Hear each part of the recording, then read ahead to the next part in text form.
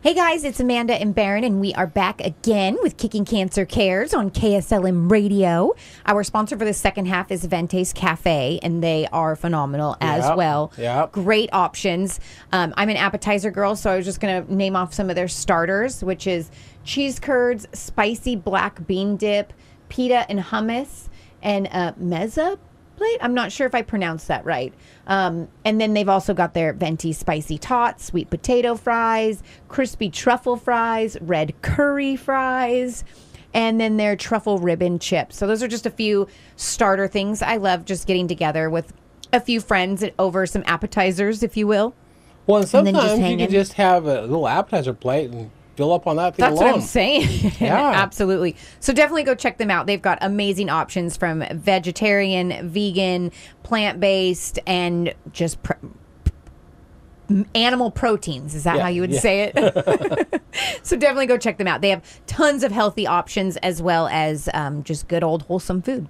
Well, and one thing I love about Vente's is, and he says, well, they're a vegetarian menu. Mm-hmm. But they do have some protein options if you want it. Yes. But the proteins that they have for you, the proteins are basically vegetarians. Right. All of the meats that they're giving you are good, healthy, plant-based, plant-fed animals. Mm-hmm. Oh, it's so good, too. Yeah. Oh, I love their food.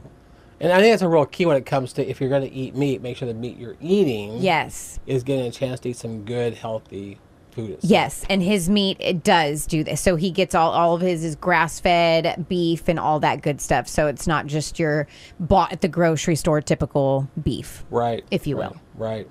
Well, we've been going through some of the core values with Kickin Cancer. Yes. And I thought, just really quick, for those that are just tuning in the last half, we talked about social support, how important that is. We've been kind of talking about some old episodes that we've had. We talked about Breast Friends. That was a guest here before.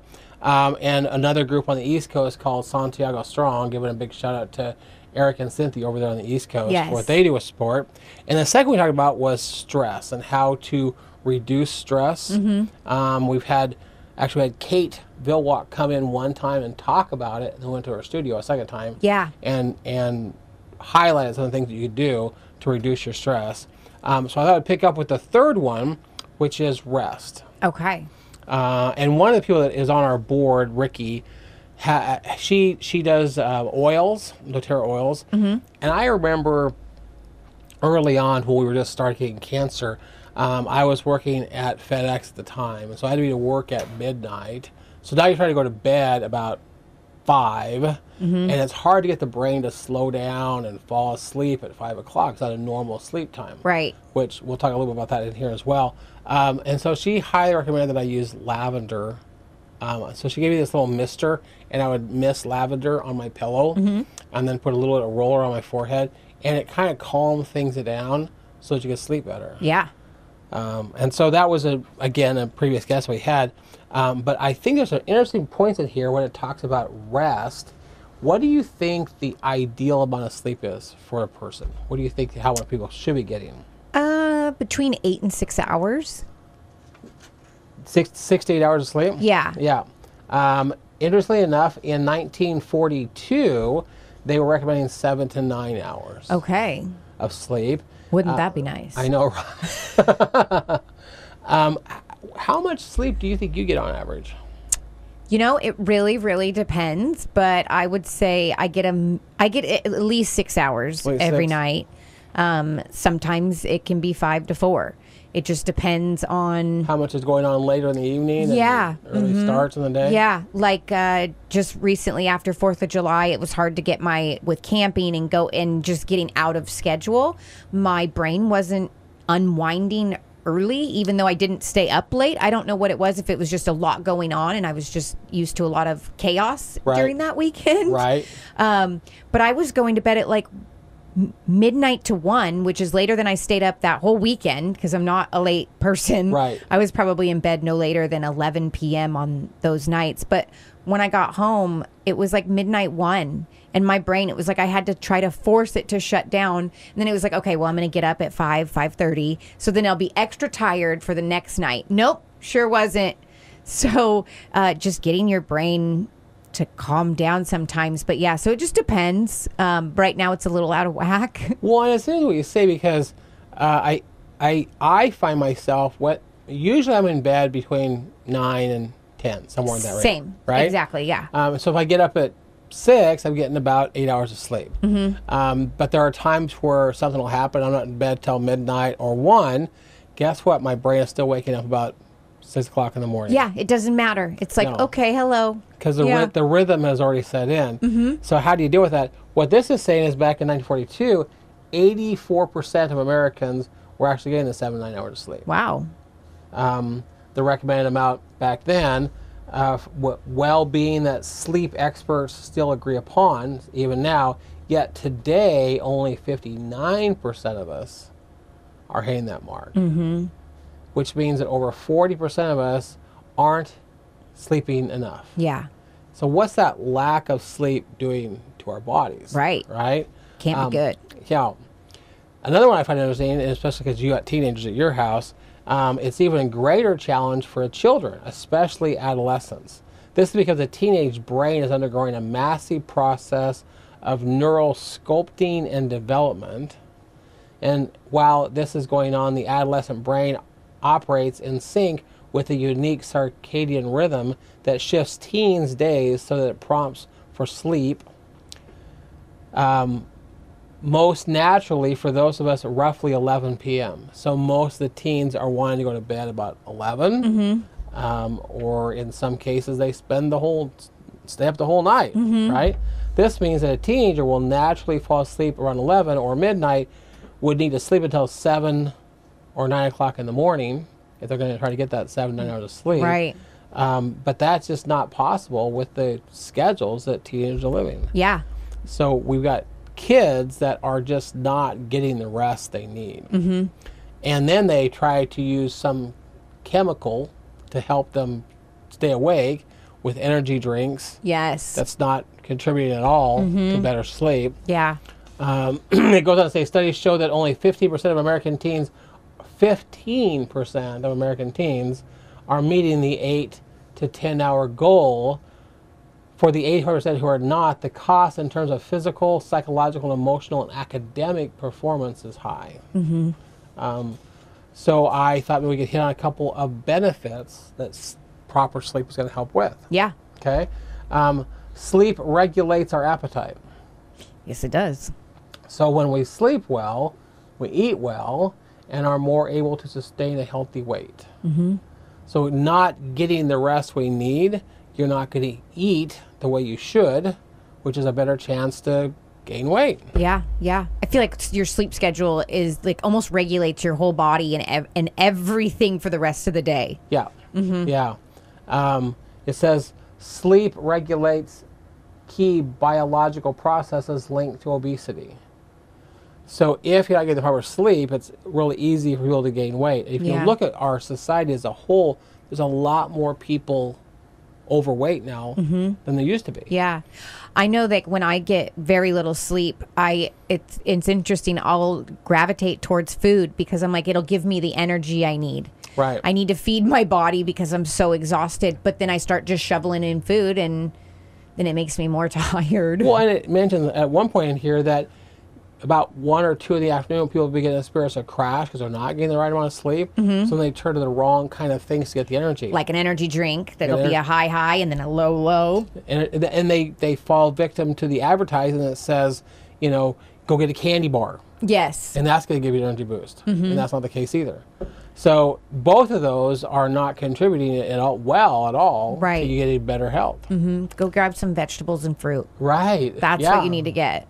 It says sleep is essential to being sleep is essential to being physically at your best. Our muscles and cells need sleep to regenerate, detox, and heal. It doesn't say it here, but I read at one place that you need at least 5 hours of sleep for your kidney to regenerate its cells. Okay. You know? So if you're only getting 4 hours of sleep, then your body doesn't have the time to go back and get what it needs to heal itself. Wow, that's interesting. All right? Yeah. So, I mean... Okay. So for those that are like getting 2 or 3 hours of sleep a night, they're just not cutting it. Not cutting it. At all. The body needs more time than that. Okay. Sleep is essential to positive mood. Yes. Being well rested allows us to effectively respond to the stressors throughout our day in healthy relationships. Sleep is essential for mental performance. We need to be well rested to be responsive and avoid accidents and injuries. There's a statistic in here that talks about the number of accidents that occur right after we switch to daylight savings time. Really? That 1 hour, just that 1 hour alone, your body's not getting used to the new sleep schedule. Right. And accident rates go up significantly. That's crazy. Right afterwards. That's bizarre. It's the little things that are contributing to problems within our health on many levels. Right. Yeah.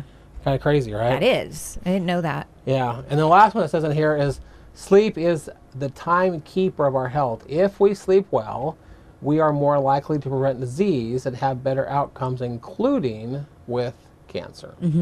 That makes sense. So sleep is the third point that they have in this book, and it was the third one we used.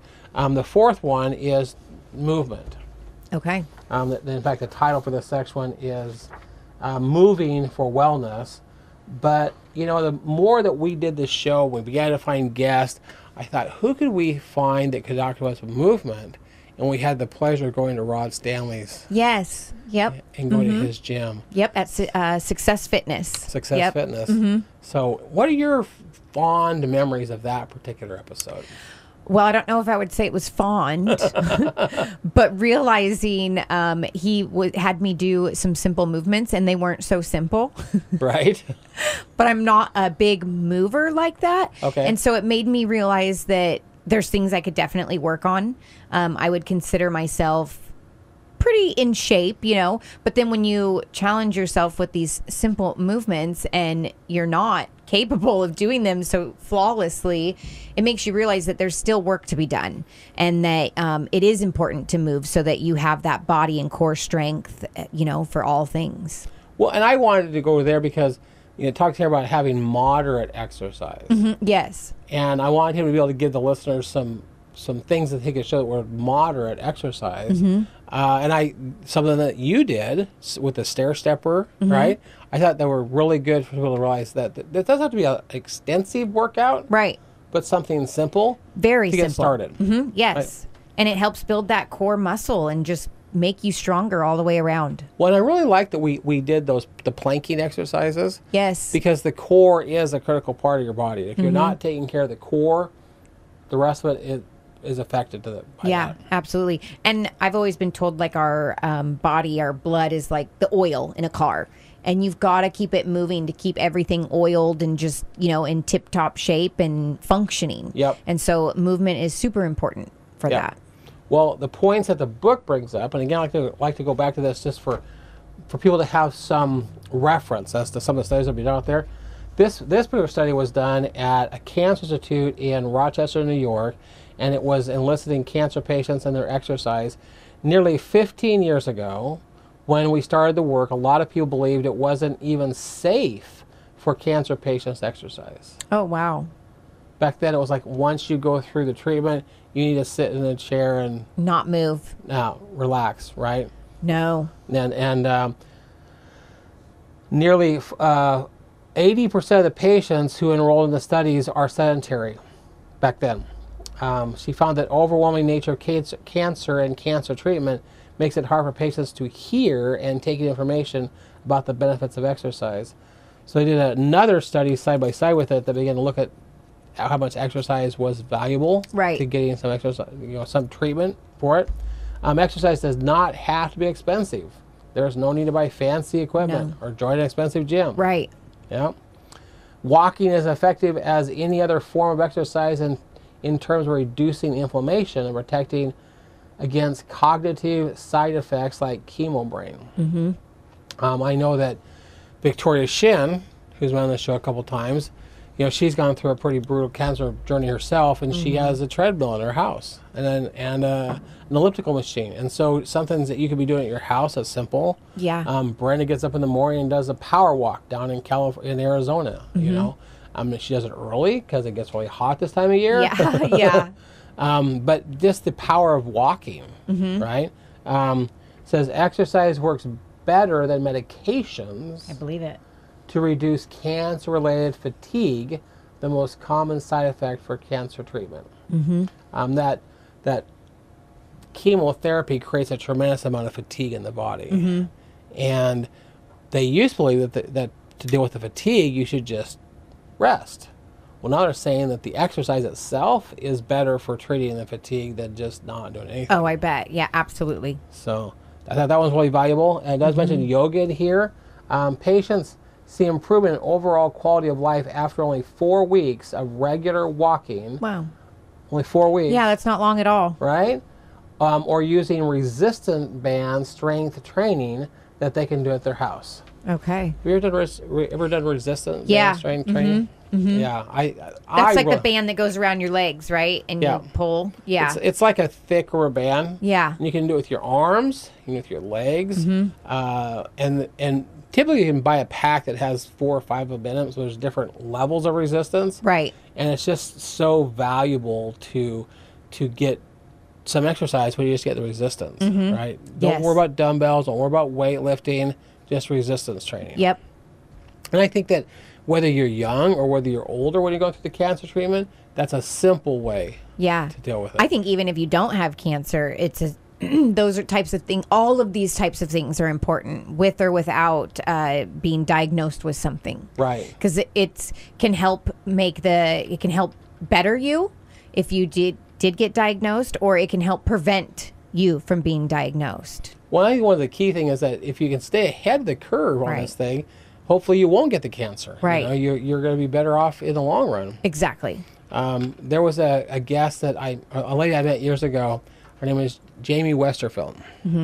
And she's with Juice Plus down in the California area. And she had a lot of people that would take the Juice Plus, and then they would stop after a while because they just weren't seeing any results. And she made a really interesting statement to me. She says, you will never know how many diseases you did not get. That's a good point. And that's one of the hard things, I think, for people when it comes to living a healthier life, is you just don't realize, you're sick. And so it's easy to go, I got to take care of medication, whatever. Right. But if you're not feeling sick, then that's actually the pluses. So just continuing that routines in your life so that you're not getting sick. Yes. That's a big deal. Bo and I haven't been sick since we really changed our diet and watching what we do and applying a lot of what you have taught us. We haven't been sick in over a year. I mean, sure, we may get something and it's like, I can feel my body like fighting something off, but nothing that takes us out where we're down and out, missing work, can't get out of bed, throwing up, fever, nothing like that. Just maybe, I think my body's really putting in some extra work today because I'm not feeling the greatest. Right. But it's fighting it off, and then the next day I'm back to normal. But yeah, we don't get sick because we watch what we eat, we watch what we feed our body, we move, all of those things. And I think if you're staying in some kind of routine, we're all gonna get sick a little bit. Allergies will kick in, right. Whatever. But you can recover a whole lot faster. Way fast. If you're letting your body do what it's designed to do. Yes. Exactly. Which reminds me of our last point, which is the food one. And ironically, I think that they put the food as the last one in here. But they title this section, Food is Medicine. Yes, it is. And we had a great guest call in a couple times from Texas. Okay. What's Yeager? Dr. Dean Yeager. Yes. Dr. Dean Yeager. Yes. You were talking before we started recording about a comment he made about strawberries. And if there's no nutrition in the dirt, if there's no if there's no nutrients in the dirt, then there's nothing for the food to have. And so then all of a sudden you have these strawberries, but they're not good color, there's no flavor to them. Yeah. And you've noticed that more and more lately on your own stuff. Yeah, so he taught me like really bright, vibrant fruit is where all the nutrients are. And so strawberries are one that's really easy to tell. And my nephew loves strawberries, so I'm always on the hunt for them. Right. I'm currently growing my own, so I don't have to be on the hunt for them anymore. But I shop at Costco and Safeway, and Both of them. They're strawberries. You can see how white they are at the top. Yep. And then just really light, like red at the bottom. And it's like, yeah, those do not look like they would benefit me whatsoever. Like no vitamins, no nutrients, no flavor, no nothing. We have to realize that with most of those, if they're at a store, they've been picked sometime earlier Right. to be shipped to the store. So if you can find a way to get the strawberries from a local place, Right. that's harder to do in our society today. But we're getting food that's been picked and shipped, so it's not at full nutritional value. No. And you can tell, especially with the strawberries, it's like, yeah, I pass on them. It's like, no thanks.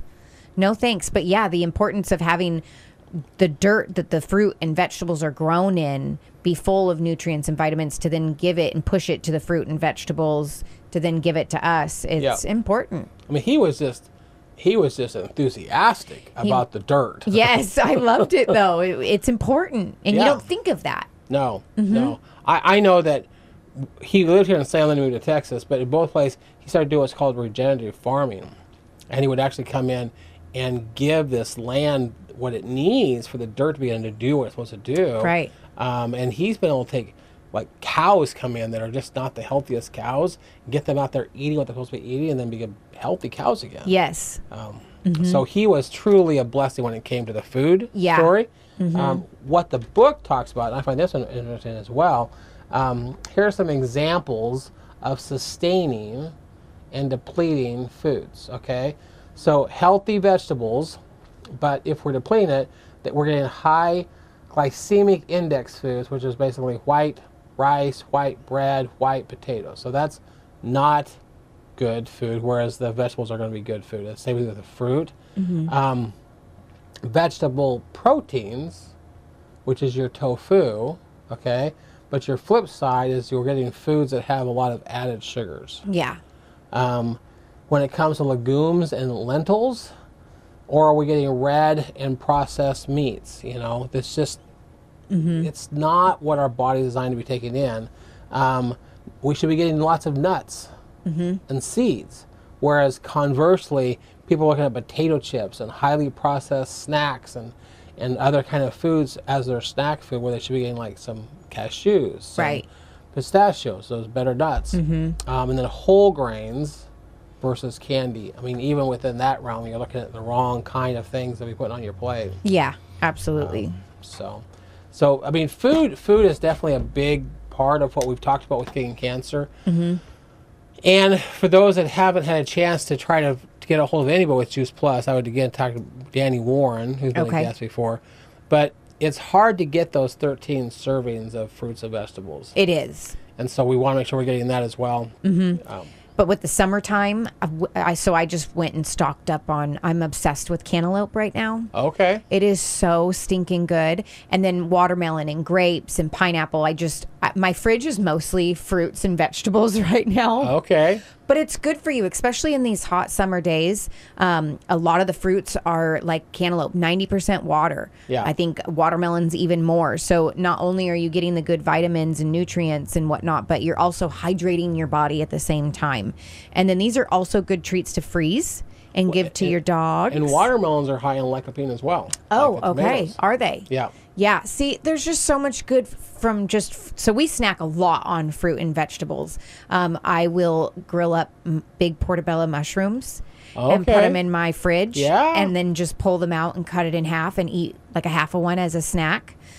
I don't know what, but my body loves and craves those types of foods now. Okay. And I don't know if it's just because it's got all the good nutrients and my body just wants all that good stuff. But yeah, so I eat a lot of fruits and vegetables. Nice. And then we do a lot of like chicken, just a little bit here and there. But most of my plate is going to be fruits and vegetables with a little small portion of And that's the way it should be. Right, yeah. You know. Well, I do want to leave a minute or two to talk about something that's coming up that we are really promoting. There's an event on Facebook. It's at the Elsinore Theater. Okay. It's October the 5th, and it's Jessie G's concert. Okay. So it's called the Colors of Cancer Gala. The Colors Gala is what you're going to see on Facebook. Okay. But tickets are on sale now. Okay. So you can go to the Elsinore Theater website and get the tickets for this thing. It's going to be an absolutely wonderful evening. Jessie G's a rising star within the country music arena. But more importantly, we're going to highlight the different colors of cancer during that evening. Yeah. So if you haven't seen that event yet on Facebook, just go to the Elsinore Theater's website and purchase a ticket for that event. They're discounted now as an early bird pricing for the ticketing pricing. So if you wait longer, they're going to go up in price. Right.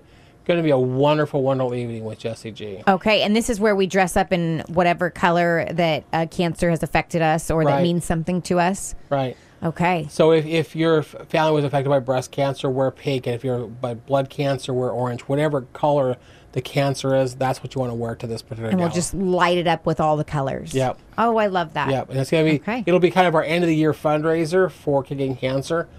So please make sure to take advantage of that and get your tickets for this thing. Okay, perfect. Well, thank you so much for all the highlights. I love going through all of that stuff. I think we kind of invited you to like a review of some of the guests we've had over the last couple of years. Same. That was awesome. Okay, you guys, we'll be back next week as the movement continues.